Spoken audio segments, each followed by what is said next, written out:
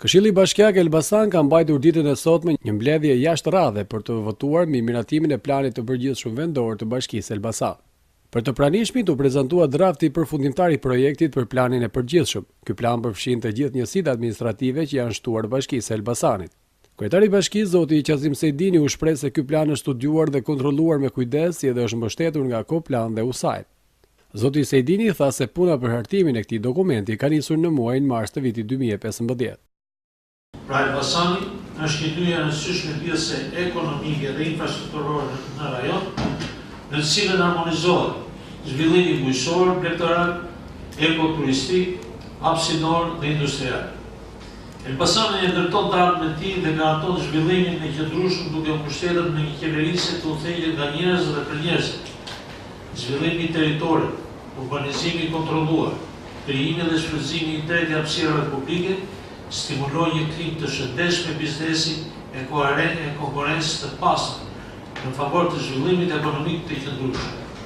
Mbrojtja dhe përdorimi efektiv i tokës urbane dhe rurale, respektimi i mjedisit, kulturës, trashëgimisë natyrore dhe identitetit historik janë baza për një jetesë të shëndosh dhe aktive dhe mundësi të reja punësimi. Përmes qeverisjes së mirë dhe transparente, Bashkia krijon kushte dhe integrim dhe ndërveprim social, duke nxjerrur socializimin dhe harmoninë e komunitetit për të mirën tonë përbashkët. Gjithashtu strategjia e zhvillimit përcakton edhe 5 objektiva kryesore strategjike, me të cilat do të mbështetet dhe projektet e përcaktuar në planin e përgjithshëm vendor. Objektet e strategjisë së Bashkisë Elbasan janë zhvillimi i qëndrueshëm ekonomik, duke ruajtur balancat mes sektorëve, me sektorëve të ndryshme të ekonomisë në territor dhe duke arritur konkurrencën dhe larmimin ndërmjet sektorëve aktiv të rajonit për të gjeneruar punësim të vazhdueshëm.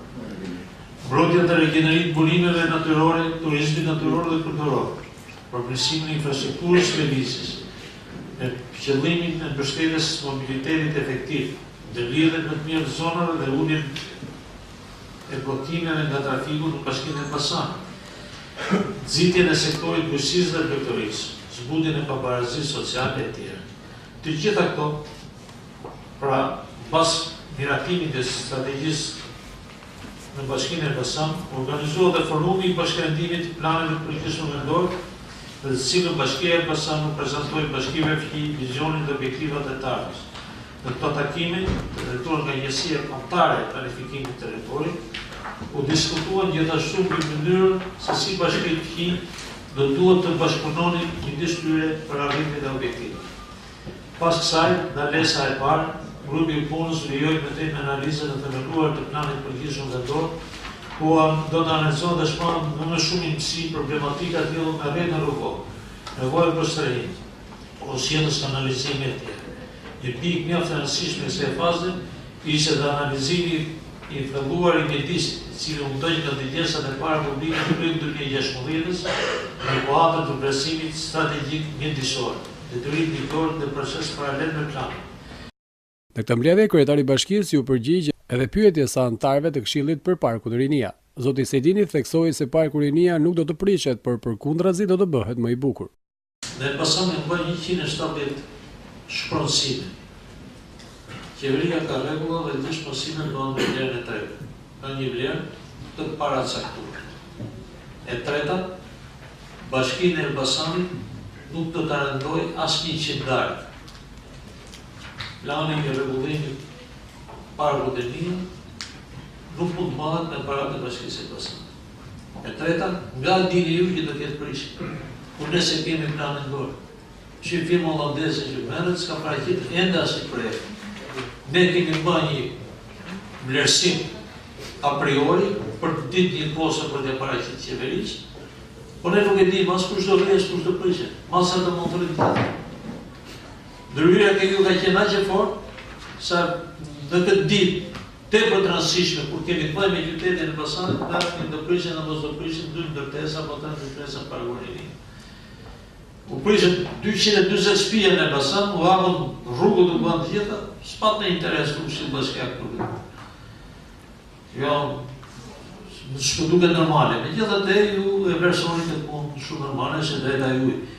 Këtu kemi gjëra më madhore për qytetin e Elbasanit. Ky është plan i përgjithshëm. Plani do të ketë edhe trajtimi pjesëor në çdo zonë të përcaktuar. Dhe ne jemi munduar që të përfaqësojmë denjësisht dhe me forcë interesat e pronarëve, jo të ish pronarëve, se janë pronarë, të pronarëve, të shfaqika.